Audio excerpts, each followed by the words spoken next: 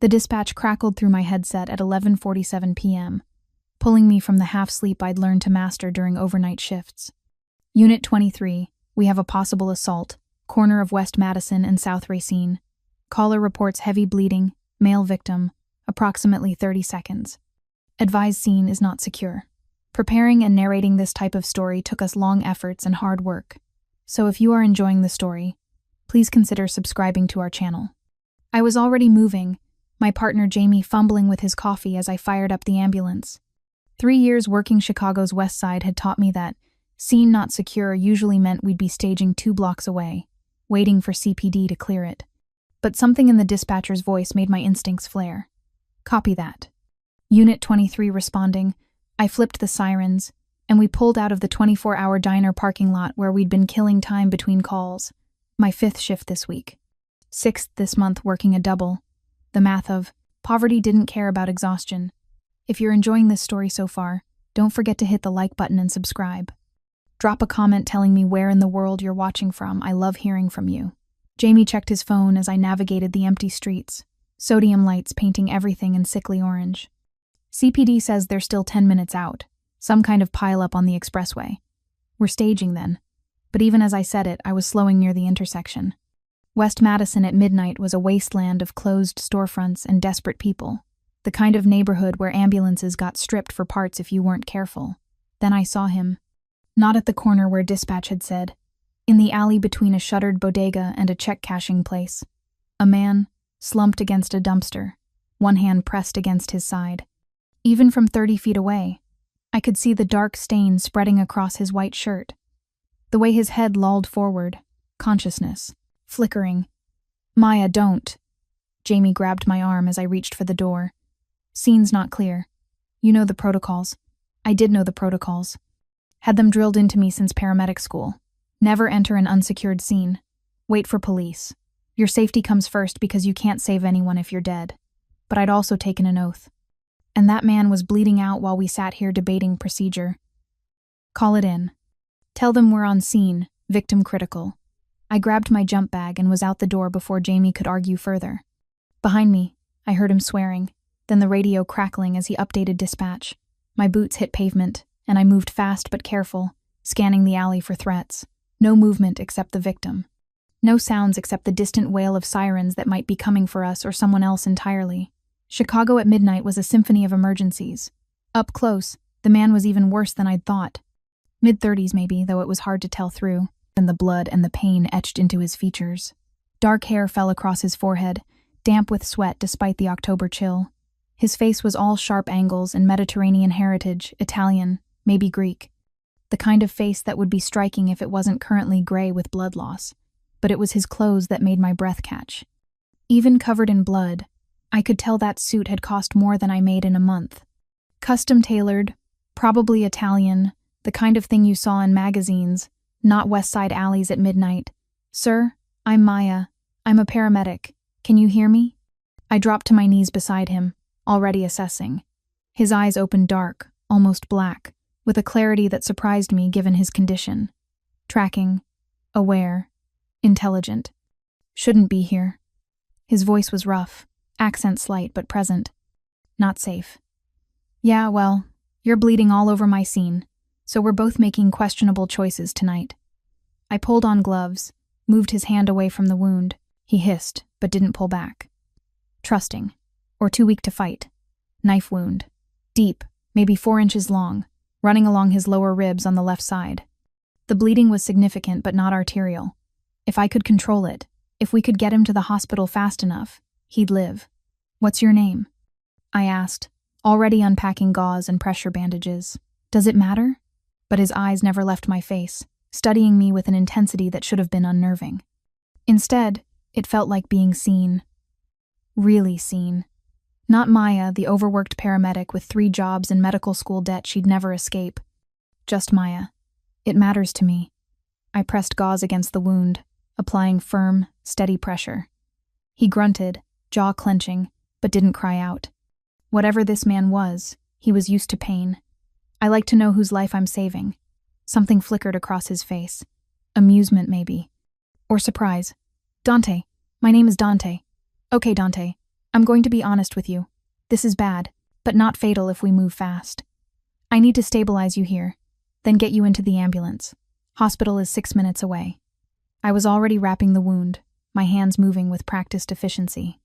3 years of Chicago EMS had given me steady hands in crisis. It was the quiet moments that made them shake. No hospital. His good hand caught my wrist. Not threatening, but firm. Can't go to a hospital. I'd heard this before. Undocumented immigrants afraid of deportation. People with warrants.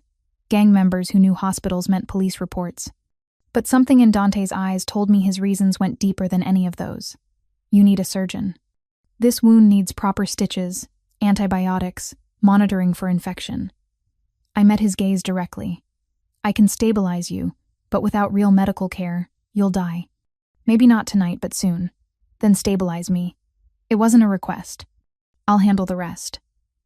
Jamie appeared at the mouth of the alley, medical kit in hand, eyes scanning, nervously. Maya, CPD is still 5 minutes out. We need to transport now or stage.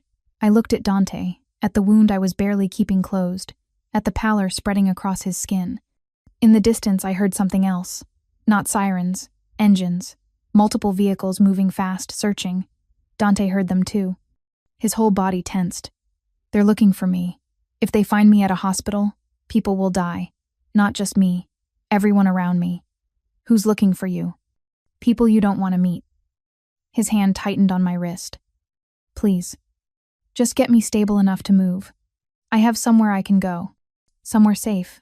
Every instinct I had screamed this was wrong. That I should load him into the ambulance, transport him to Northwestern or Stroger. Let the doctors handle it. Follow the protocols that existed to protect patients and paramedics alike. But I'd grown up on these streets, knew the difference between gang violence and something else. Something organized and infinitely more dangerous. And I knew that sometimes the right choice and the protocol choice weren't the same thing. Maya. Jamie's voice carried a warning. We need to decide. I made a decision that would change everything. Get me the suture kit from the ambulance. The real one, not the basic field kit. I didn't look at Jamie, kept my eyes on Dante. And bring extra gauze, antibiotic ointment, and the prescription-strength pain meds from the locked cabinet. Are you insane? We can't just... Jamie, please. Now I did look at him. I know what I'm asking. But trust me. He stared at me for a long moment, then disappeared. I heard him running back to the ambulance, heard the distinctive beep of the med cabinet being unlocked. Why are you helping me? Dante asked quietly. Because everyone deserves a chance to live. Even well-dressed men who get stabbed in alleys and won't tell me why. I adjusted the pressure on his wound. But Dante, I need you to understand something. Whatever you're involved in, whoever's after you, the second you leave this alley, I don't know you. I never saw you. This never happened. Agreed. Something that might have been respect flickered in his dark eyes. You're smart to want distance.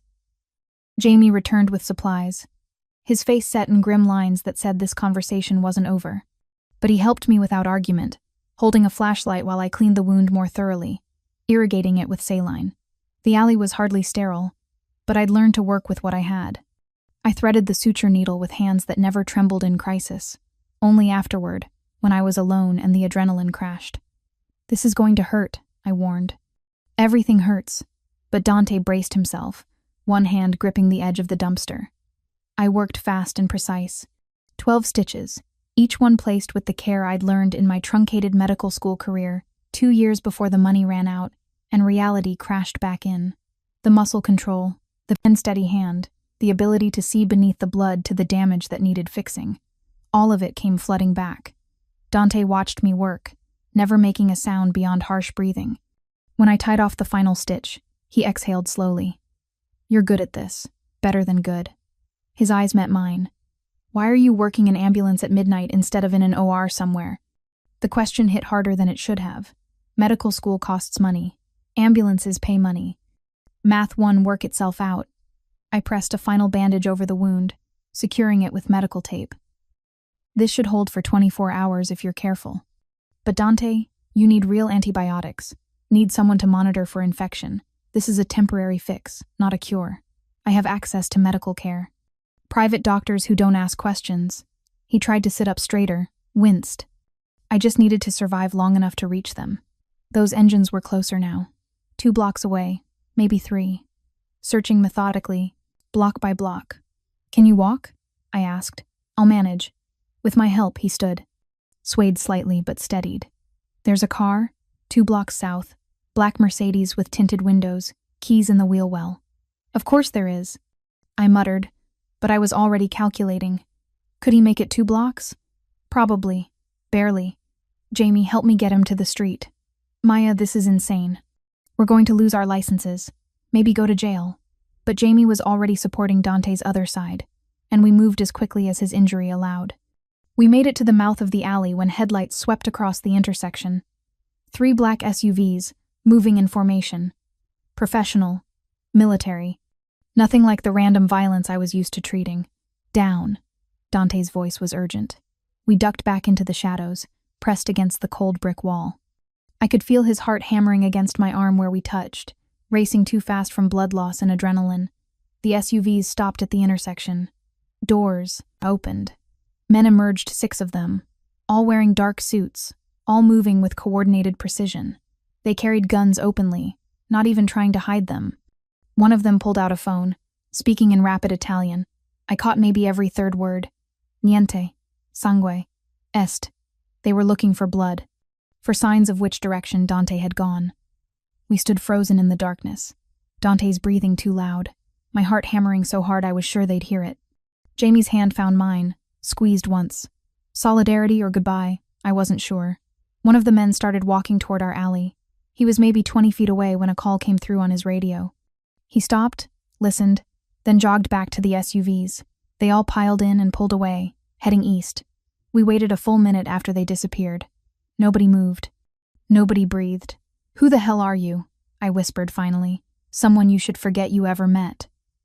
Dante pulled away from our support, standing on his own despite the pain. I could see etched in every line of his body. "Thank you, Maya. For my life. I won't forget this." "Wait." I grabbed his arm.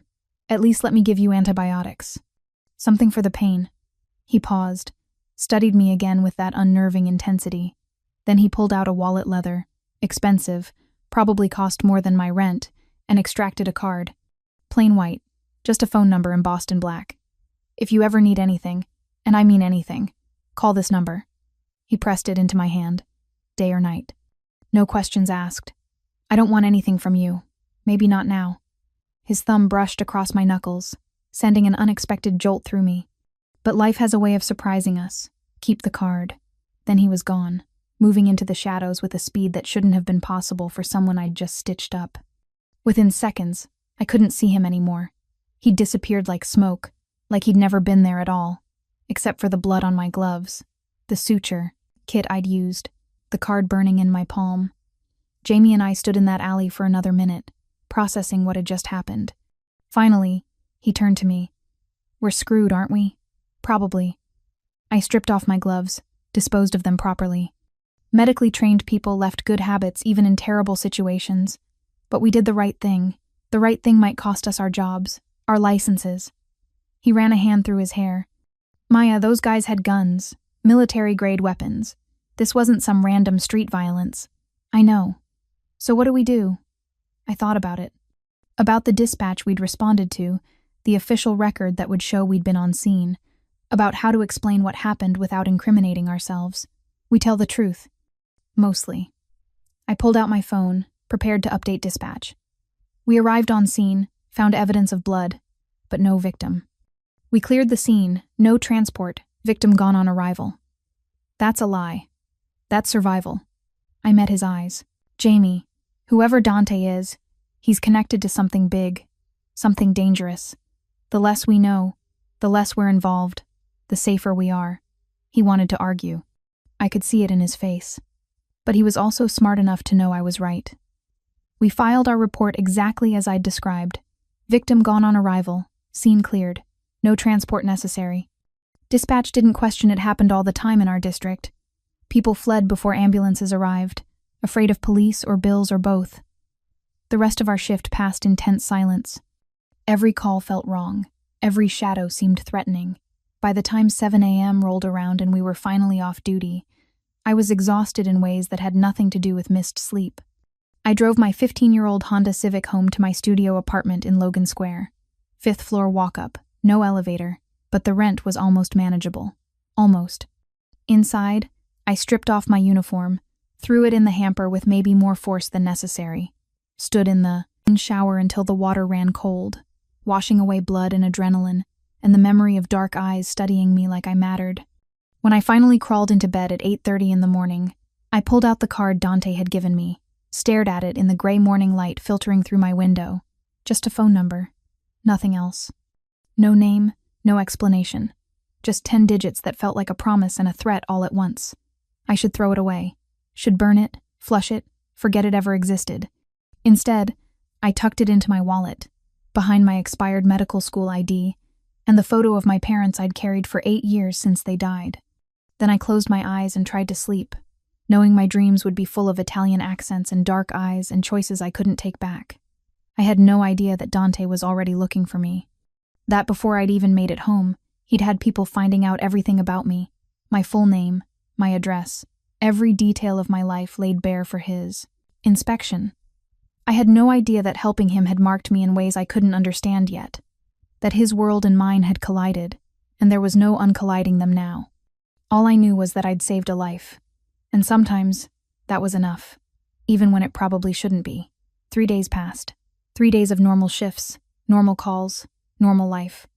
3 days where I almost convinced myself that night in the alley had been some kind of fever dream brought on by exhaustion and too much coffee. Almost. The card in my wallet said otherwise. So did the way I kept checking over my shoulder, scanning crowds for men in dark suits, listening for the sound of expensive engines idling too long outside my building, but nothing happened. No mysterious visitors, no threatening phone calls.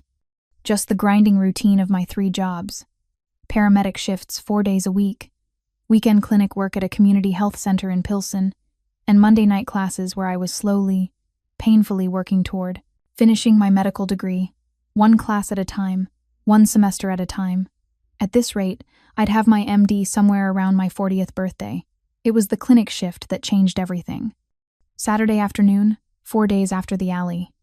I was suturing a 7-year-old's forehead playground accident, monkey bars and gravity, when Rosa, our intake coordinator, appeared in the doorway. "Maya, there's someone here asking for you specifically. Says it's urgent." My hands didn't falter on the suture, but my heart rate spiked. "Did they give a name?" "Just said you'd know who sent them." Rosa's expression was worried. In her 60s, she'd seen everything this neighborhood could throw at people. Whatever had her concerned had me terrified.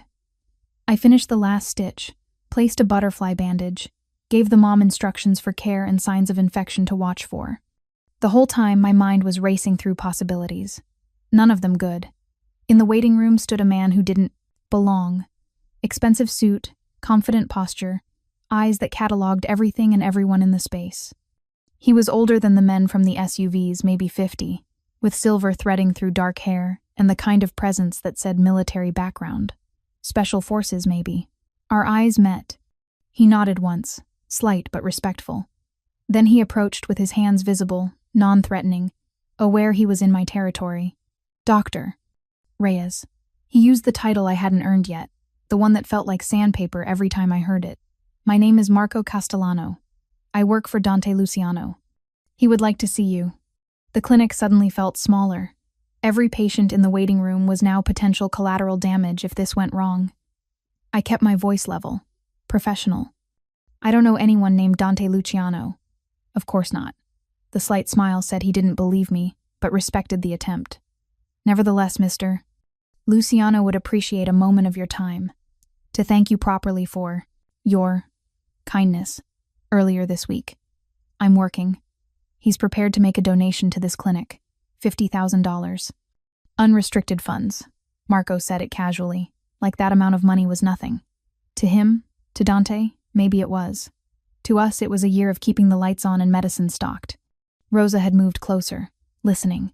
Her eyes went wide at the figure. 50,000 would mean new equipment, more supplies, maybe even hiring another part-time nurse. It would mean actually being able to help people instead of just triaging disasters. "1 conversation," Marco continued. 30 minutes of your time. Then we'll leave you alone. You have my word. I looked at Rosa, at the waiting room full of people who needed care, at the clinic that ran on duct tape and determination. Looked at the choice that wasn't really a choice at all. My shift ends at 6. Perfect. I'll return then. Marco handed me a card different from the one Dante had given me. This one had a name and number embossed in gold. If you change your mind or feel unsafe at any point, call that number. Someone will come immediately. He left without waiting for a response. The clinic felt like it could breathe again once he was gone. Rosa grabbed my arm. Maya, what was that about? I helped someone earlier this week. Apparently, he's grateful. The lie felt thin even as I said it. Grateful people don't send men in suits that cost more than cars. But Rosa's hand was gentle, concerned rather than accusatory. Be careful, mija. Men like that, they don't just say thank you and leave. I know. I did know. Had known since the moment I'd seen Dante bleeding in that alley. But $50,000, Rosa. Think what we could do with that. I am thinking. I'm also thinking about what it might cost. She studied my face. But you're going anyway, aren't you? I have to know what this is. What I got myself into. I squeezed her hand. If I don't come back by 8, call the police. Tell them everything. The rest of my shift crawled by. Each patient felt like they were moving through molasses, time stretching and compressing wrong. By the time 6 o'clock finally arrived, I'd changed my mind about going 17 times. But when I walked outside, Marco was waiting beside a black Mercedes. Not an SUV this time, something sleeker, more refined, the kind of car that whispered wealth instead of shouting it. Dr. Reyes. He opened the rear door. Mr. Luciano is looking forward to seeing you.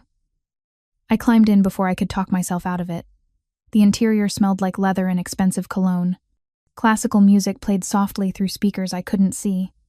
Everything was designed to project power while maintaining elegance. We drove north, leaving my neighborhood behind for areas I only saw in magazines.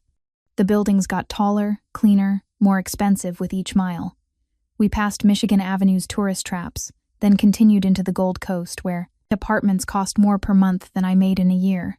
Finally, we pulled up to a building that was all glass and steel and money. A doorman appeared immediately, opening my door before I could reach for the handle. Miss Reyes, welcome. He said it like I belonged here, like I wasn't wearing scrubs from a community clinic and carrying a backpack held together with safety pins. Marco guided me through a lobby that looked like an art museum, into an elevator that required a key card for certain floors. He inserted the card, pressed the button for the penthouse. Of course it was the penthouse. The elevator moved so smoothly I barely felt it. Soft jazz played, probably piped in to calm nervous visitors. It didn't work. My heart hammered against my ribs, and I mentally reviewed self-defense moves I'd learned in a paramedic safety course 3 years ago. If you're hooked on this story, make sure to subscribe and turn on notifications so you never miss an upload. Your support means everything, and helps me bring you more emotional stories like this one. The doors opened directly into an apartment. Not a hallway, not a shared space. The elevator opened into someone's home, and that home was stunning. Floor-to-ceiling windows overlooked Lake Michigan and the Chicago skyline. The sun was setting, painting everything gold and crimson. Furniture that was clearly custom, art that probably belonged in museums, and everywhere. That same sense of refined power I'd felt in the car. Maya. His voice came from across the open concept space. Thank you for coming. Dante stood by the windows, backlit by the sunset. He wore dark slacks and a white shirt. Sleeves rolled to his elbows, no jacket. Casual by his standards, probably. Still more put together than I'd ever been in my life. He moved toward me, and I watched for signs of the injury. The way he favored his left side slightly, the careful control in his movements. But he was healing well, better than he should be after only 4 days. How's the wound? I asked, because medicine was safe. Medicine was something I understood, healing perfectly. Your stitches held. He stopped a respectful distance away, giving me space. My doctor was impressed. Said whoever sutured me had surgical precision.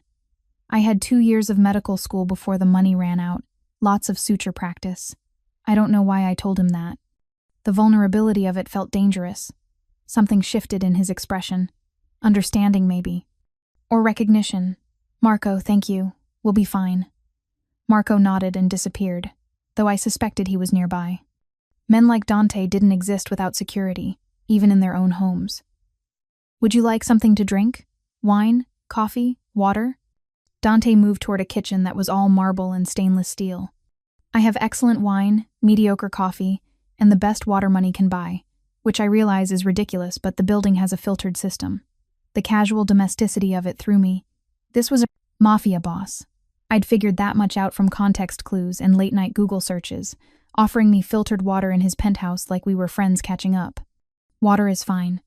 I set my backpack down carefully, hyper-aware of how out of place I looked here. Scrubs and exhaustion in a space designed for elegance. He poured 2 glasses, handed me one. Our fingers brushed in the exchange, and I felt that same jolt from the alley. Awareness, recognition, something I couldn't name and didn't want to examine. I should be angry with you, I said, taking the opening I needed. You had me investigated. Had Marco find out where I work, who I am. That's not gratitude. That's stalking. You're right. No deflection, no justification. I needed to know who saved my life. Needed to understand if you were a threat, an opportunity, or simply someone extraordinarily brave and possibly foolish. And what did you decide? That you're brilliant, overworked, drowning in medical school debt, and you help people because you can't not help them. He leaned against the counter, studying me. Also that you work 3 jobs and sleep maybe 4 hours a night, which is dangerous for someone in your profession. Stop investigating me. I can't. He said it simply. Maya, the moment you helped me, you became part of something you don't understand. The people who were hunting me that night, they saw you, maybe not your face, but they know someone helped me. And they don't leave loose ends. Ice flooded my veins. What are you saying? I'm saying you're in danger. Not immediate, not direct, but you're on their radar. And I can't let that stand. He moved closer, and I noticed the intensity in his dark eyes. The same intensity from the alley, but now I understood it better. Focus. Determination. Protection. I need to keep you safe. I don't need your protection. But even as I said it, I remembered those men with guns. The professional way they'd moved, searched. I need you to make this go away. Make them forget about me. I wish I could. Genuine regret colored his voice. But the Zanetti family doesn't forget, doesn't forgive. They'll keep looking until they find everyone who was involved that night. And when they find you, they'll use you to get to me. The Zanetti family. I recognized the name from news reports. Organized crime, connections to drug trafficking, and worse. You're at war with them. Was at war with them. We made a truce 3 months ago. Dante's jaw tightened. But someone wants that truce broken. Someone hired the Zanettis to kill me, make it look like I broke our agreement first. The war that follows will tear apart half the city. The scope of it was overwhelming. This wasn't just about one man in an alley. This was about territory and power and violence that could consume thousands of lives. Why are you telling me this? I set down my water glass carefully, afraid my shaking hands would betray me. Why not just handle it? Isn't that what people like you do? People like me. A ghost of a smile. You mean criminals, mobsters. Yes, I'm both those things. But I'm also someone who owes you a debt I can never fully repay. You saved my life when you could have walked away. Should have walked away. That means something in my world. I don't want to be part of your world. I know. But you are now, whether we like it or not. He pulled out his phone, pulled up a photo. This is Carlo Zanetti. He runs the family's operations on the south side. He's smart, ruthless, and he's been asking questions about the paramedics who responded to the call that night. The photo showed a man in his 40s, handsome in a brutal way, with cold eyes that promised violence. Looking at him made my skin crawl. Your partner Jamie is safe, Dante continued. He went back to the ambulance immediately. Didn't treat me. There's no proof he was involved beyond the dispatch record. But you, Maya, you were in that alley for 15 minutes. You stitched me up. And somewhere, someone might have seen you. Might have. In my world, might is enough to kill someone. His voice was gentle but firm. I can't take that risk. Won't take that risk with your life. I stood abruptly, needing movement, needing to think.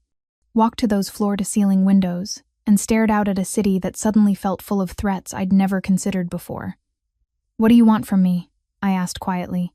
I want to protect you. There's a safe house apartment in Lincoln Park.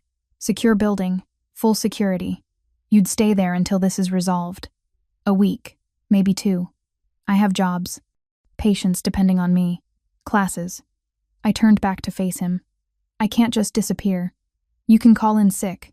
Take a vacation. I'll cover your lost wages, pay your rent, whatever you need. He moved toward me, close enough that I could smell cedar and something darker. Maya, please. Let me do this.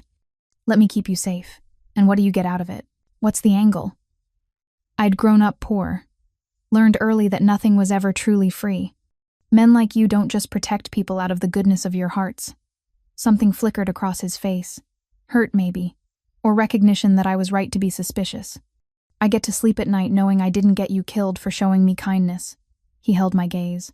I get to honor the debt I owe you. And maybe, selfishly, I get to know the woman brave enough to help a bleeding stranger while men with guns searched for him. That's not an answer. It's the only answer I have. His hand came up, fingers barely brushing my cheek. The touch was gentle, questioning. I should have stepped back, should have put distance between us. Instead, I stood frozen, caught in the gravity of him. 1 week. Give me 1 week to end this properly.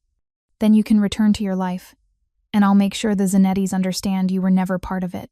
I wanted to refuse. Wanted to walk out of this penthouse, and never look back. But I was smart enough to know the danger was real. Had seen enough violence in my work to understand that organized crime didn't make idle threats. 1 week, I said finally. But I need to work something out with my jobs first. Need to make sure my patients are covered. Of course, Marco will help with whatever you need. Relief softened his features. Thank you, Maya. I know this isn't what you signed up for. Nothing about meeting you has been what I signed up for. That ghost of a smile appeared again. Fair enough. He gave me space to make calls. I stepped into what turned out to be a library because, of course, he had a library and started the complicated process of extracting myself from my life for a week. The clinic was easy. Rosa was worried but understood when I said, family emergency. She'd cover my shifts, bring in a part-timer we sometimes used. My Monday night class was harder. I'd missed 2 sessions, which meant scrambling to get notes and assignments from classmates I barely knew. But the professor was understanding when I emailed about a medical issue. The paramedic job was the problem. Jamie answered on the 3rd ring, suspicion already in his voice. Maya, it's Saturday night. You never call on Saturday nights. I need a favor. I need you to cover my shifts this week. Tell them I have the flu. Something contagious. Silence. Then, quietly, this is about him, isn't it? The guy from the alley. Jamie, don't lie to me. I've known you 3 years. You don't take sick days. You come to work with actual flu and pneumonia and once with a mild concussion. His voice tightened. What's going on, Maya? I looked out the library door to where Dante stood by the windows, silhouetted against the city lights. Making calls of his own, probably arranging security details and safe houses and whatever else went into protecting someone from organized crime. I can't explain right now, but I need you to trust me. I kept my voice low. Just cover for me. 1 week, then it's over. You're scaring me. I'm scared too, I admitted. But this is what needs to happen. Please, Jamie. No questions. Just cover my shifts. Another long silence. Then, fine.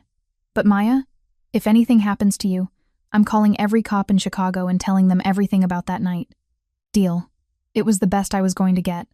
When I emerged from the library, Dante had food laid out on the dining table. Not takeout. Real food, pasta, salad, bread that smelled fresh-baked. He'd plated it carefully, poured wine, set out cloth napkins. You made dinner? I couldn't keep the surprise from my voice.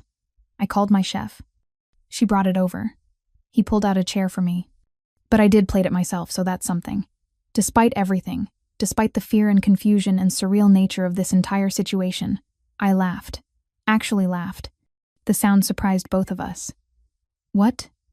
He settled across from me, that almost smile, playing at his lips. You have a personal chef. I'm a terrible cook. My grandmother tried to teach me for years. Complete failure. He poured wine into my glass. So yes, I have a chef. Also a housekeeper, a driver, and more security than is probably healthy. It's part of the lifestyle. The mob lifestyle. The legitimate businessman lifestyle. He corrected, but there was humor in it, I own construction companies, restaurants, real estate holdings, all perfectly legal. And the illegal parts? Those too. He didn't flinch from it. I won't lie to you, Maya. My family has been in organized crime for 3 generations. My grandfather built this empire from nothing, coming to Chicago from Naples with nothing but ambition and willingness to do what others wouldn't. My father expanded it, and I've been trying to legitimize it while maintaining enough of the old ways to keep power. That sounds exhausting. It is. He took a sip of wine, and for a moment, he looked tired. Not physically, the wound was healing. His color was good, but in his eyes, in the set of his shoulders. Sometimes I wonder what it would be like to just be Dante. Not Dante Luciano, head of the Luciano family, just a man who could make his own choices without weighing the consequences for hundreds of people. The vulnerability caught me off guard. This was the mob boss letting his mask slip, showing me the human underneath. "Why are you telling me this?" I asked softly. "Because you asked. Because you deserve honesty." He met my eyes across the table. "And because something about you makes me want to be honest.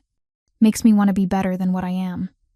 The weight of those words settled between us, heavy, dangerous, full of implications neither of us was ready to examine. We ate in comfortable silence after that. The food was excellent, of course it was, and the wine smooth and expensive. Through the windows, Chicago sparkled like scattered diamonds, and for a little while, I let myself pretend this was normal. That I was just a woman having dinner with an interesting man, not a paramedic being protected by a mob boss from people who wanted to kill her. After dinner, Marco reappeared to drive me home to pack, Dante explained. "Then he'll take you to the safe house." "You're not coming?" I don't know why that disappointed me. Better if I'm not seen with you directly. The Zanettis have people watching me constantly. If they see me paying special attention to someone, it marks you more clearly. He walked me to the elevator. "But I'll check on you. Make sure you have everything you need." In the elevator, with Marco silent beside me, I processed everything that had happened. An hour ago, I'd been at the clinic living my normal life. Now I was being driven to a safe house because I'd made the mistake of helping someone. No, not a mistake. Never a mistake to save a life. But the consequences were more than I'd bargained for. Marco drove me to my apartment, waited while I packed a week's worth of clothes and toiletries. He stayed professional, polite, giving me privacy while remaining close enough to be protection. The safe house was in Lincoln Park, in a building with actual security, and a doorman who nodded to Marco like they knew each other. The apartment was on the 8th floor, high enough to be secure, low enough to escape if necessary, and it was nicer than anywhere I'd ever lived. 2 bedrooms, full kitchen, living room with a view of the park. Furniture that was actually comfortable, not thrift store cast-offs held together with hope. A bathroom with a shower big enough for 3 people, and water pressure that felt like luxury. Mr. Luciano had it stocked with groceries, Marco explained, showing me around. Coffee, basic staples, frozen meals. If you need anything else, call me. He handed me a phone, new, prepaid, untraceable. My number is programmed in. So is Mr. Luciano's. Emergency services are 1 button away if needed. "How long have you worked for Dante?" I asked, curious about this man who seemed to be part bodyguard, part assistant, part something I couldn't quite define. 15 years. Since Mr. Luciano was 19 and just taking over the family business. Marco's expression softened slightly. He was just a kid then, brilliant but untested. I watched him grow into the man he is now. And what kind of man is that? Marco studied me for a long moment. The kind worth protecting. The kind who'll do the right thing even when it costs him everything. The kind who sent me to find you because the thought of you being in danger kept him awake at night. He left before I could process that. Left me alone in a beautiful apartment with city lights twinkling outside and questions I couldn't answer spinning through my mind. I explored the space slowly. Found the groceries Marco mentioned, good coffee, fresh fruit, bread from a bakery I recognized and could never afford. Someone had thought about what I might need. Someone had cared enough to make this comfortable. In the bedroom I found clothes. Women's clothes in my size, still with tags attached. Jeans, sweaters, a jacket. Nothing too expensive, nothing ostentatious. Just good quality basics chosen by someone who understood I'd be uncomfortable in anything too fancy. I sat on the bed, mattress expensive and comfortable in ways that made my apartment setup feel like sleeping on cardboard, and tried to process everything. 4 days ago, I'd been living my normal, exhausting, struggling life. Now I was in a safe house, protected by a mob boss because I'd stitched up his knife wound in an alley. My phone, my real phone, not the burner Marco had given me, buzzed. A text from Jamie, "Shifts covered. You owe me explanations. Stay safe." Another text, this one from Rosa. "The donation came through. $50,000. Mija, what did you get yourself into?" I didn't know how to answer either of them. The burner phone buzzed. A text from an unknown number. "It's Dante. Marco said you're settled in. If you need anything tonight, call. Sleep well, Maya." I stared at that message for a long time. Studied the careful courtesy of it, the concern underneath the formal words. This man had turned my life upside down, had investigated me, tracked me down, pulled me into his dangerous world. But he'd also seen something in me worth protecting, worth the risk and effort and expense. I typed back, "Thank you for everything. Even the parts I'm still angry about." His response came immediately. "Anger is fair. I'll work on earning your forgiveness." I fell asleep that night in a comfortable bed, in a safe apartment, with my phone on the nightstand showing that last message. And I dreamed of dark eyes and gentle touches and the feeling of being seen as more than just a broke paramedic struggling to survive. Somewhere in the city, Dante was probably working late into the night, making calls, arranging protection, ending whatever war had put me in danger. And somewhere else, Carlo Zanetti was searching for the woman who'd helped his enemy escape death. I just didn't know yet how close he was to finding me, or how far Dante would go to keep me safe when he did. The first 3 days in the safe house passed in a strange limbo. I woke each morning to sunlight streaming through windows I didn't have to cover with sheets, made coffee from beans that actually tasted good, and tried to maintain some semblance of routine while my real life waited on pause. Dante called every evening. Not long conversations, he was careful about phone security, paranoid in ways that seemed excessive until I remembered men were actively hunting for me. But he checked in, asked if I needed anything, made sure I was comfortable. "How's the wound?"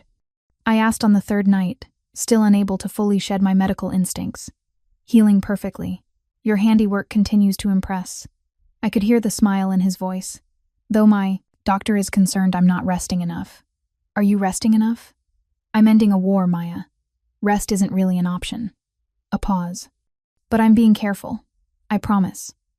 Those evening calls became the highlight of my days, which should have terrified me but instead just felt inevitable, like gravity pulling us together despite every reason to maintain distance. On the fourth day, everything changed. I was making lunch pasta because the pantry was stocked with ingredients I actually recognized when the burner phone rang. Not Dante's usual evening check-in time, the middle of the afternoon. "Maya, it's Marco. I need you to listen very carefully and do exactly what I say." His voice was tight, controlled, the kind of calm that meant absolute crisis. "There's been a complication." My hand tightened on the phone. "What kind of complication?" "The Zanettis found the ambulance dispatch records. They have your name, your address, your photo from your paramedic ID. He was moving as he spoke. I could hear street noise, car doors. They sent men to your apartment 20 minutes ago. Your landlord told them you've been gone all week." Ice flooded through me. "Are they? Your building is fine. Everyone's safe. But Maya, they know you're important to Mr. Luciano. They've been watching the safe house for the past hour." I moved to the window instinctively, then jerked back. If they were watching, they could see me. Could be taking photos right now, confirming I was here. What do I do? My voice came out steadier than I felt.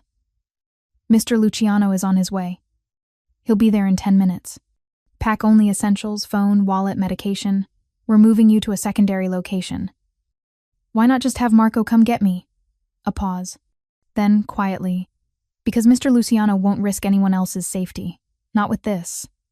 He ended the call before I could argue. I stood frozen for a moment, processing. Then training kicked in. I'd spent 3 years responding to emergencies, learning to act when thinking would slow me down. I grabbed my backpack, threw in essentials with practiced efficiency. Phone charger, wallet, the few personal items I'd brought. Left everything else, the clothes Dante had bought, the toiletries, anything that could be replaced. 7 minutes after Marco's call, I heard the elevator. My heart hammered. Could be Dante. Could be the Zanettis. Could be the end of everything. The door opened. Dante stepped through, and relief crashed over me so hard my knees went weak. He looked different than at the penthouse. Tactical clothes, dark and functional, a gun visible at his hip. This wasn't the refined businessman who'd made me dinner. This was the man from the alley, the one who'd been bleeding and desperate and dangerous. Maya. He crossed to me in 3 strides, hands coming up to frame my face, tilting it so he could search my eyes. Are you hurt? Did anyone approach you? I'm fine, Marco called. I packed. I gestured to my backpack, proud my. The voice didn't shake. What's happening? Marco said they found my records. They did, and they're using you to draw me out. His jaw tightened. There's a new player in this. Someone who wants me specifically, wants me vulnerable. They're using the Zanettis as muscle, but this is bigger than territorial disputes. Who? I don't know yet, but we're going to find out. He released me, pulled out his phone.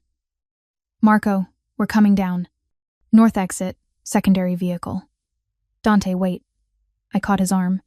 You said 1 week, that you'd end this and I could go back to my life. It's been 4 days. What changed? Something flickered across his face. Regret. Anger. Something deeper that made my breath catch. I underestimated how much they'd be willing to risk to get to me. How far they'd go. His hand covered mine where it rested on his arm. I'm sorry, Maya. This should have been resolved by now. Should never have gotten this far. Sorry doesn't help me understand what's happening. You're right. He turned to face me fully. The truth is, the Zanettis were supposed to back down 3 days ago. I made them an offer they couldn't refuse: territory concessions, profit sharing, everything they wanted, but they rejected it, which means someone else is paying them more than I can offer. Someone who wants this war to continue. Why? Because chaos is profitable. Because a weakened Luciano family opens opportunities for others. He checked his phone again, tension radiating from every line of his body. And because whoever is behind this knows that you're my weakness now. That I'll do things to keep you safe that I wouldn't do for territory or profit or power. The admission hung between us. Heavy. Undeniable. I shouldn't be your weakness, I said quietly. We barely know each other. I know. His thumb traced along my jaw, the touch gentle despite everything. Doesn't change the fact that you are. The burner phone buzzed. Marco, Zanetti soldiers moving toward building. ETA 2 minutes. You need to move now. Let's go. Dante grabbed my backpack with one hand, kept the other on his gun. Stay behind me. Do exactly what I say. If shooting starts, you hit the floor and don't move until I tell you. We took the stairs faster, more control than the elevator. Dante moved with military precision, checking corners, listening at each landing. I followed, adrenaline sharpening everything into hyperclarity. At the ground floor, he paused, listened, then pushed through the door into the parking garage. A black SUV waited, engine running. Not Marco, driving a woman, maybe 30, with dark hair pulled back and eyes that missed nothing. She nodded once to Dante. Mr. Luciano, we're clear for now, but they've got the perimeter covered. Going to have to punch through. Do it, Sophia. Dante opened the rear door, practically pushed me inside, then slid in beside me. Maya, seatbelt. Now. I clicked it in just as Sophia gunned the engine. We shot forward, tires, squealing on concrete. Behind us I heard shouts, then gunfire. The rear window shattered. I screamed, couldn't help it. Dante covered me with his body, pressing me down against the seat as bullets hammered into the vehicle. Armored, he said against my ear. You're safe. I've got you. Sophia drove like she was racing in Grand Prix, weaving through traffic, taking turns that threw us against the doors despite the seatbelts. More gunfire, but distant now. Falling behind. After 5 minutes that felt like hours, Dante sat up carefully, checked the rear window gone completely, just a gaping hole and safety glass everywhere. Everyone okay? Sophia called from the front. We're fine. Dante's hand found mine, squeezed once. Destinations? North Safe House. Marco's already there with additional security. I was shaking. Couldn't stop shaking despite the adrenaline, despite knowing we'd escaped. Dante pulled me against him, one arm around my shoulders, his warmth solid and real. You're okay, he murmured. You're safe. I've got you. They shot at us. They actually shot at us. The reality of it was crashing over me in waves. I could have died. You could have died. But we didn't. His hand came up, fingers threading through my hair. "Maya, look at me." I did. His dark eyes were intense, fierce, protective. "I will not let anything happen to you. Do you understand me? Whatever it takes, whoever I have to fight, you will survive this." It wasn't a promise, it was a vow. I swear it on everything I am. The North Safe House was actually a compound, 20 acres outside the city, surrounded by woods and security measures I couldn't begin to identify. The main house was smaller than Dante's penthouse, but somehow more personal. Lived in. Real. Marco met us at the door, relief evident on his usually controlled face. "Boss, Dr. Reyes." "Thank God. Status?" Dante guided me inside, one hand never leaving my back. "Perimeter is secure. I've got 12 men on rotation, sensors at every access point. Nothing gets close without us knowing." Marco glanced at me. "I've prepared the east bedroom for Dr. Reyes. Private bath, everything she should need." "Thank you, Marco," I managed, though my voice sounded distant even to my own ears. Dante turned to me. "I need to make calls, coordinate with my people, find out who's behind this." His hand cupped my face, thumb brushing across my cheekbone. "Will you be okay for an hour? Marco can stay with you if you need company." "I'll be fine." I wasn't sure that was true, but I needed space to process, to breathe. "Go do what you need to do."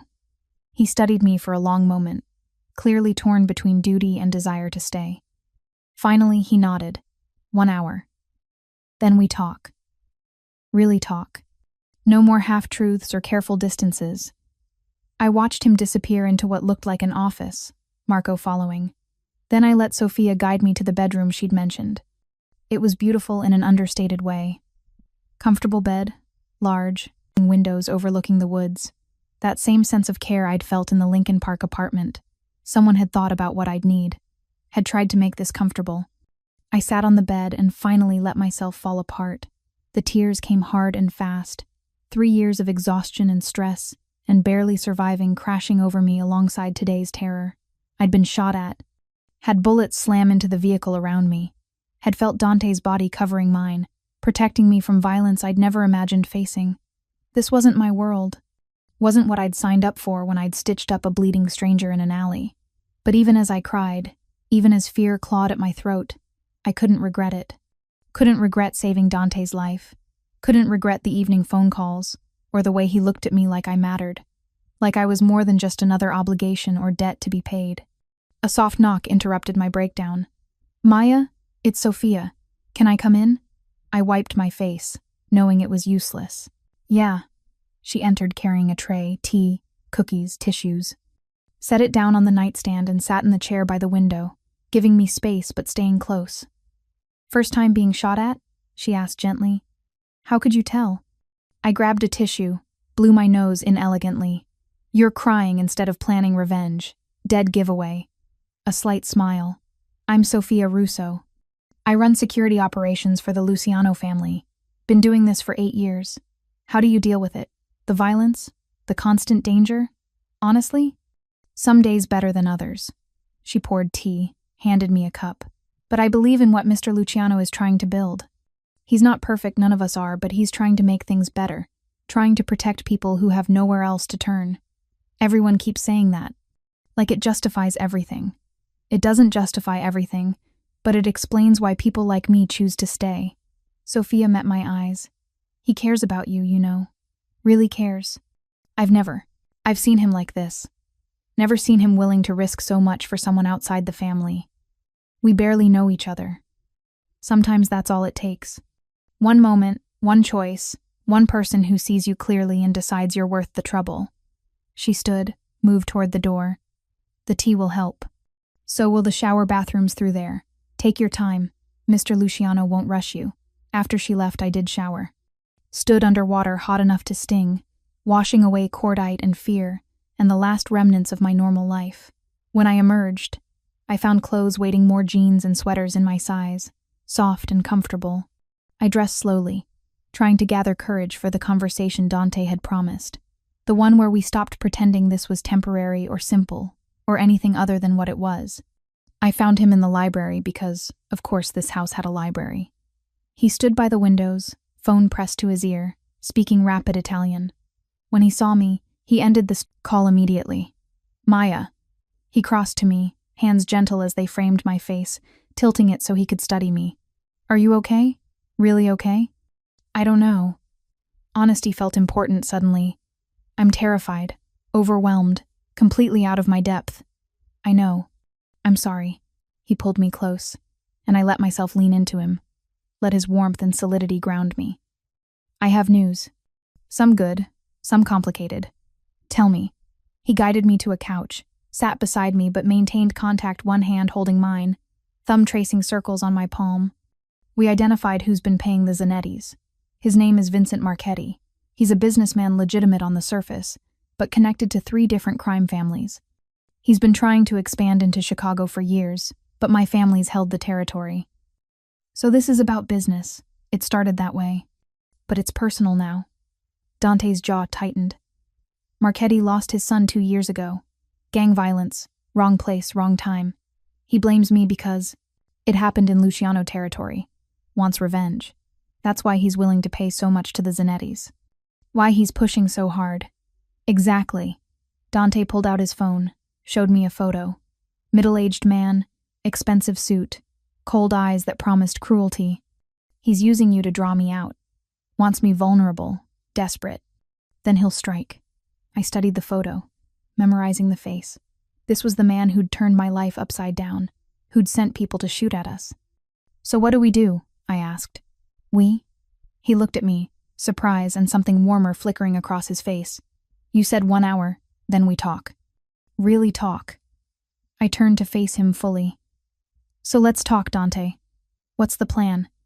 And don't give me the sanitized version where you protect me from the truth. I deserve to know everything. He studied me for a long moment. Then nodded. Decision made. The plan is I meet with Marchetti. Tomorrow night. Neutral territory, just the 2 of us and our seconds. We negotiate terms. You're going to give him what he wants. I'm going to give him the option to walk away with his life and his business intact. Dante's voice was flat, final. If he refuses, then we end this the other way. You'll kill him. If necessary, yes. No apology in his voice. He's threatened you, Maya. Put you in danger. I can forgive a lot of things, but not that. Never that. The possessiveness should have scared me, should have sent me running. Instead, it ignited something warm and dangerous in my chest. What happens to me during this meeting? I asked. You stay here. Marco and Sophia will have a full security team. You'll be safe. And if something goes wrong? If Marchetti doesn't negotiate? Dante's hand tightened on mine. Then you disappear. Marco has instructions to get you somewhere safe, somewhere Marchetti can never find you. New identity, new life, everything you need to start over. Without you, without me. The pain in his voice was evident, but alive. Always alive. I thought about that. About disappearing, starting over, leaving behind everything I'd built. The clinic, my patients, my slow path toward finishing medical school. Leaving behind Dante and whatever this was between us. I don't want to disappear, I said quietly. Maya, I don't want to start over somewhere new, pretending to be someone else. I pulled my hand free, stood, needed movement to think. I want my life back. My real life. And I trailed off, not sure how to finish that sentence. Dante stood slowly, moved toward me with careful intent. What do you want, Maya? I want to understand why you care so much, why you're willing to risk everything for someone you barely know. I turned to face him. Is it just guilt? Obligation? Because I saved your life? It started that way, he admitted. But it became something else. Became you making terrible coffee in your scrubs. Became your dedication to patients who can't pay you. Became the way you look at me like I'm more than just what I do. He stopped inches away, close enough that I could feel his warmth. It became falling for you despite knowing I have no right to. Despite knowing you deserve someone better. Someone who isn't drowning in blood and violence. You're falling for me. I said it like a statement, testing the words. I fell weeks ago, probably the moment you told me to sit still and stop bleeding on your scene. That almost smile appeared. You're brilliant and brave and so damn stubborn. And I want things with you I have no business wanting. What things? Instead of answering, He kissed me, slow and deep and full of everything he couldn't say. I kissed him back, fingers tangling in his hair, pulling him closer. This wasn't the desperation of the alley or the fear of the car chase. This was choice, conscious and clear. When we finally broke apart, both breathing hard, his forehead rested against mine. "That thing," he murmured, "and mornings together, and you yelling at me about not resting enough. And maybe, eventually, everything. Everything is complicated. Everything is impossible." He pulled back enough to meet my eyes. "But I want it anyway. Want you anyway, if you'll have me." I thought about my life before Dante. The exhaustion, the loneliness, the grinding poverty that no amount of hard work seemed to escape. Thought about what he was offering: danger and complications in a world I didn't understand. But also protection and partnership, and being seen as valuable, as worth the trouble. "I need you to promise me something," I said finally. "Anything. Promise me that tomorrow, when you meet with Marchetti, you'll try to negotiate first. That you'll look for the solution that doesn't end with more violence. Maya, promise me." I held his gaze. "Because if this is going to be something real between us, I need to know you're trying to be better. That you're choosing the path that honors life instead of taking it." He was quiet for a long moment, then nodded slowly. "I promise. I'll try every option before resorting to violence." His hand came up, cupping my face. "But if he threatens you again, if he puts you in danger, all bets are off. I won't apologize for protecting you. I wouldn't want you to." We stood there in comfortable silence, and I let myself imagine a future. One where I finished medical school, where the clinic thrived with his financial support, where mornings meant his coffee and evenings meant his company, where the violence faded into background noise and we built something real from this impossible beginning. It was fantasy, probably, but it was a beautiful fantasy. That night, I slept in the guest room while Dante worked late, coordinating security and planning for tomorrow's meeting. But before I drifted off, he appeared in the doorway. "I just wanted to see you," he said quietly, "to remind myself why tomorrow matters. Come here." I pulled back the covers in invitation. He crossed the room, slipped into bed beside me, careful and respectful of boundaries even now. I curled into his side, his arm coming around me, and for a little while, we just breathed together. "Whatever happens tomorrow," I whispered into the darkness, "thank you for seeing me, for making me feel like I matter. You do matter." His lips pressed against my hair. "You matter more than territory or power or anything else. That's what Marchetti doesn't understand, what he can't use against me." "What do you mean?" "I mean I'd give it all up for you. The family business, the territory, everything I've built. If it came down to choosing between that and keeping you safe, I'd choose you every time." His voice was steady, certain. "That's not weakness. That's knowing what actually matters." I fell asleep like that, wrapped in his arms, feeling safer than I had any right to feel given the circumstances. And I dreamed of futures that might be possible if we could just survive tomorrow. The next day crawled by, and with agonizing slowness. Dante was in meetings all morning, phone calls and video conferences with people I didn't see. Marco briefed the security team. Sophia checked weapons and communication equipment with military efficiency. I tried to stay out of the way. Made coffee, worked on catching up with my medical school coursework, anything to keep my hands busy and my mind occupied. But as sunset approached, tension ratcheted higher. Dante emerged from his office dressed in a dark suit that probably cost more than my car, looking every inch the mob boss I sometimes forgot he was. "The meeting is at 8, he said, finding me in the library. "Neutral territory, a restaurant Marchetti owns but has agreed to close for the evening. Marco will be with me, plus 2 others. Marchetti will have the same. And if it goes wrong, then Sophia gets you out. She has a route planned, a safe house in Wisconsin, everything you'd need." He crossed to me, hands gentle as they framed my face. "But I won't go wrong. I won't let it. You can't promise that." "No, but I can promise I'll do everything possible to come back to you." He kissed me softly. "Wait for me, Maya, please. Where else would I go?" I managed a smile that probably didn't reach my eyes. "Just be careful. And remember your promise." "I remember." One more kiss, deeper this time. Then he was gone, Marco and his security team following. Sophia stayed with me. We sat in the living room, pretending to watch television while actually listening to the comm system she'd set up. Every few minutes, Marco's voice would crackle through with updates. Approaching the restaurant. Marchetti is here. 4 men, as agreed. Entering now. Then silence. Long, terrible silence while they were inside, out of comm range. I paced. Couldn't sit still. Couldn't focus. Could only imagine all the ways this could go wrong. Sophia watched me with patient understanding, her hand never far from her weapon. 30 minutes passed. 45. An hour. Then Marco's voice, urgent. Shots fired. It's an ambush. Marchetti had men waiting. We're pinned down. Need backup now. Sophia was already moving. Stay here. Lock the doors.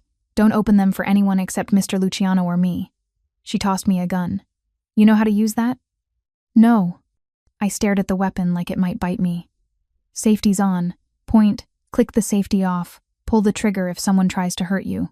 Then she was gone, 3 other guards following. I stood alone in the compound with a gun I didn't know how to use, and the sound of Marco's voice crackling through the comm system describing violence I couldn't help stop. This was it. The moment where everything could end, where Dante could die because he'd tried to negotiate, tried to honor the promise he'd made to me. I grabbed the comm unit, pressed the button Sophia had been using. Marco, what's happening? Is Dante okay? Static. Then, Dr. Reyes? Boss is hit, shoulder wound, but mobile. We're fighting our way out. Stay where you are. Hit. Dante was hit, shot again, injured again, because of me, because he'd promised to try negotiation first. I couldn't stay in the compound. Couldn't sit here safe, while he bled somewhere because of me. I grabbed my medical bag. I'd had Marco bring it from the Lincoln Park apartment days ago and ran for the garage. Found keys in the SUV Sophia had driven yesterday. I'd probably get killed for this. Definitely get yelled at. But I was a paramedic. My job was saving lives, and Dante's life needed saving. The restaurant was 20 minutes away. I made it in 12, driving like Sophia had taught me through her actions yesterday, fast, aggressive, no hesitation. The scene outside was chaos. 2 SUVs with shattered windows, bodies on the ground that I tried not to look at too closely, and gunfire still echoing from inside the restaurant. I parked badly, grabbed my bag, and ran toward the building just as Dante emerged. Marco, and another guard, supported him, his left shoulder bleeding through his suit jacket. Behind them, more gunfire. Maya! Dante's roar carried across the parking lot. What the hell are you doing here? Saving your life. Again. I reached them, already assessing the wound. Can you walk? I'm walking right now, aren't I? But he was pale, breathing hard. Losing too much blood too fast. Car, now. I helped Marco get Dante to my stolen SUV. Marco, drive. I need to work. Marco didn't argue, just slid behind the wheel. I climbed in back with Dante, already cutting away his jacket and shirt to access the wound. Gunshot, through and through, high on the shoulder. Painful but not immediately fatal if I could control the bleeding. This is becoming a habit, Dante managed through gritted teeth. You fixing me in vehicles? Then stop getting shot. I packed the wound with gauze, applying firm pressure. What happened? Marchetti was supposed to negotiate. He tried to kill me instead, had 20 men hidden, throughout the restaurant. Dante's good hand found mine. I'm sorry, Maya. I tried to honor my promise, tried to find the peaceful solution. I know. I believe you. And I did. Could see the regret in his eyes, the frustration that violence had found him despite his best efforts. Sophia's voice crackled through the calm. Boss? We secured the scene. Marchetti is dead. His men are either dead or retreating. It's over. Over. The words settled into the vehicle like a weight. His second in command is calling for parley, Sophia continued. Says Marchetti acted alone against family wishes. They want to negotiate surrender terms. Dante closed his eyes briefly. Tell them we'll negotiate, but on my terms, in my territory. And they have 48 hours to prove good faith by withdrawing all operations in Chicago. Copy that, boss. I finished bandaging his shoulder, checking for other injuries. Finding bruises, cuts, but nothing else serious. He'd survive. Again. You're lucky, I said, quietly. Another inch to the right and you'd have lost the shoulder completely. I'm lucky you came for me. His good hand cupped my face, thumb brushing across my cheekbone. Stupid, dangerous, against every instruction I gave you, but I'm lucky you came. Someone has to keep you alive. Is that a long-term position?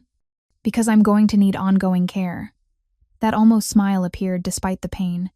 Medical professional preferred. Must tolerate violence, danger, and occasional gunshot wounds.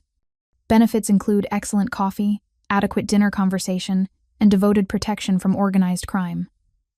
I laughed despite everything, despite the blood and fear and chaos.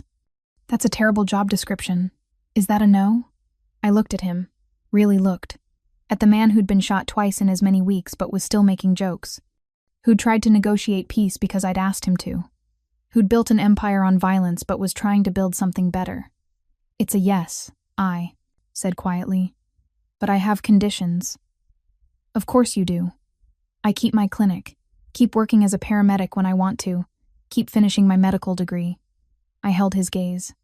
I won't be just your girlfriend or your weakness, or whatever title comes with being involved with you. I'll be my own person who chooses to be with you. Done. What else? You keep trying. Keep looking for ways to reduce the violence, to build legitimate businesses, to be better. My hand covered his. I'm not asking you to be perfect. I'm asking you to try. I can do that. His thumb traced along my jaw. Anything else? Yeah. When we get back to the compound and I patch you up properly, you're going to rest. Actually rest. No calls, no meetings, no running your empire, just sleep and healing. Bossy, he murmured, but his eyes were warm. I like it. Marco pulled into the compound just as Sophia and her team arrived in the other vehicles. There was blood, damaged vehicles, and probably trauma they'd all need to process. But everyone was alive. Everyone had survived. I spent the next hour properly treating Dante's wound. Cleaning it, suturing it, my third time stitching him up now, some kind of terrible record, and dressing it with professional care. His doctor would need to see it tomorrow, would probably need to prescribe antibiotics and pain medication. But for now, he was stable, safe. I sent him to bed with strict orders to sleep. He obeyed with surprising meekness, probably because he was exhausted and in pain. I watched him drift off, his breathing evening out, and felt something settle in my chest. This was real. Whatever this was between us, it was real. Sophia found me in the kitchen, making coffee around midnight. You did good today, she said, pouring herself a cup. Most people would have stayed safe like they were told. I'm a paramedic. My job is running toward danger, not away from it. That's going to serve you well in this life. She studied me over the rim of her fan cup. You're really staying? With him? With all this? I am. It felt good to say it out loud. To commit. It's insane and probably going to get me killed someday, but I'm staying. Good, Sophia smiled. He needs someone who isn't afraid to tell him when he's being an idiot. Someone who sees him as more than just the boss. Over the next week, everything slowly returned to what passed for normal. Marchetti's family honored their surrender terms, withdrawing operations from Chicago. The Zanettis negotiated their own peace, accepting reduced territory in exchange for ending hostilities. And I moved out of the safe house. Not back to my studio apartment that felt impossible now, too exposed, too much a reminder of my old life. Instead, Dante offered me a choice. Stay with me, he said one evening. We were in his penthouse, cooking dinner together, or rather, he was cooking while I provided commentary and occasionally stirred things. Not in the penthouse, unless you want to, but I have a brownstone in Lincoln Park. 3 bedrooms, office space, real kitchen. It's secure but not a fortress. Normal-ish. Normal-ish, I repeated, amused. As normal as it gets, dating someone in organized crime. He plated pasta with practiced ease. You could keep your own space, your own life, but I'd see you every day, wake up with you, fall asleep knowing you're safe. I thought about it, about maintaining total independence versus accepting that my life had changed, that I'd changed. I have conditions, I said finally. Why am I not surprised? But he was smiling. The clinic gets regular donations. Not huge amounts that raise questions, but enough to keep us operational. And you helped me set up a scholarship fund for medical students from low-income backgrounds. Done. What else? I want to meet your family. Really meet them. Understand the business and the people who depend on you. I moved closer, wrapped my arms around his waist. If I'm part of your life, I want to. Understand all of it. That's fair. His arms came around me. My sister will love you. She's been asking to meet you for weeks. And my mother, she's going to have opinions about everything, but she'll respect that you saved my life. Probably make me marry you immediately." "Marry me?" I pulled back to look at him. "That's moving a little fast." "Is it?" His expression was serious suddenly. "Maya, I've been shot twice, survived an ambush, and nearly lost you more times than I can count. Life is short and unpredictable. When you find something worth keeping, you hold on. Are you proposing?" "Not yet. But I'm warning you it's coming." That smile appeared, the real one that transformed his face. "Give me 6 months to prove I can be worthy of you. Then I'm asking properly. Ring, dinner, the whole production. What if I say no? Then I'll ask again, and again, until either you say yes or I run out of creative proposals." He kissed me softly. "I'm very persistent. I've noticed. 6 months later, almost to the day from when I'd first stitched him up in that alley, Dante proposed in the most ridiculous way possible. He staged a fake emergency. Had Marco call me to say Dante had been in an accident, was in the hospital, needed me immediately. I drove there in a panic, my heart hammering, terrified I'd lose him for real this time.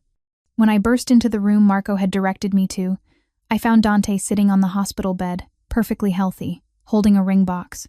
"You absolute asshole," I shouted, relief and anger and love all tangled together. "I thought you were dying." "I am dying," he said seriously. "Dying to spend the rest of my life with you. Dying to make this official. Dying to have you tell me yes, so I can stop planning elaborate proposals. This is the worst proposal ever. I know. That's why the real one is outside." He stood, took my hand, led me to the hospital rooftop, where he'd set up everything. Candles, despite the wind, flowers everywhere, a string quartet playing softly. The Chicago skyline sparkled in the background, and the sunset painted everything gold. "Maya Reyes," he said, dropping to one knee properly now. "You saved my life in an alley when you should have walked away. You chose to stay when anyone sensible would have run. You make me want to be better, do better, build something worth the sacrifices good people make." He opened the ring box, revealing a diamond that was elegant without being ostentatious. "Perfect. Will you marry me? Will you let me spend the rest of my life earning the gift you gave me that night?" I was crying. Couldn't help it. Happy tears this time, instead of scared ones. "Yes," I managed. "Yes, you ridiculous, dramatic, wonderful man. Yes." He slipped the ring on my finger, then stood and kissed me like we were the only two people in the world. The quartet played something beautiful. The candles flickered, and for a moment, everything was perfect. "I have one condition," I said when we finally broke apart.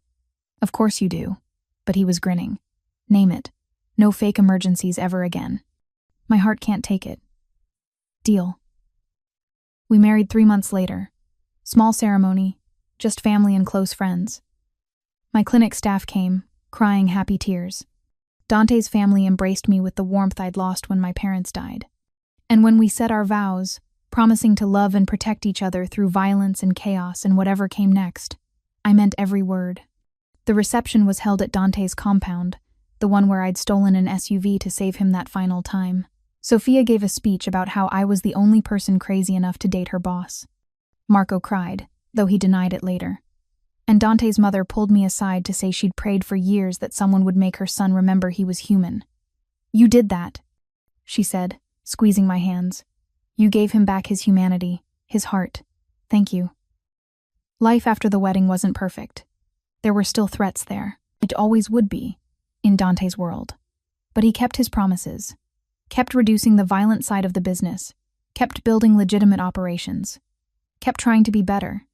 I finished medical school 2 years after we married, graduated with honors, finally earning the title of doctor. Dante sat in the audience next to my former clinic staff, cheering louder than anyone when they called my name. The clinic expanded, serving 3 neighborhoods now instead of 1. Funded by anonymous donations that everyone knew came from the Luciano family but nobody questioned because the work was too important. And 5 years after that night in the alley, I delivered our daughter. Dante held her with the same careful reverence he'd once held a gun, tears streaming down his face as he counted her tiny fingers. "She's perfect," he whispered. "Like her mother. She's going to give us so much trouble, I predicted.